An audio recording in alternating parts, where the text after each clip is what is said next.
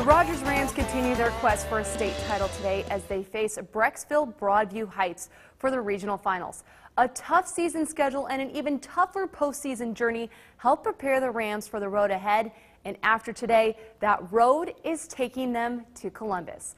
Early in the game, Rams start to build a lead. Second period, Clemie Owens picks off the pass and is off to the races. Rams up 24-13.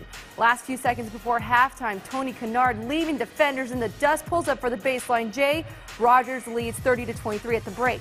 Third period, Kennard getting things going for the Rams. Here he drops in one of his back-to-back three-pointers. Kennard will finish with 20 points. But in the fourth, the Bees battle back. Mark Czarniewski gives the Bees their first lead in the game. It makes it 52-51 with 45 seconds to go.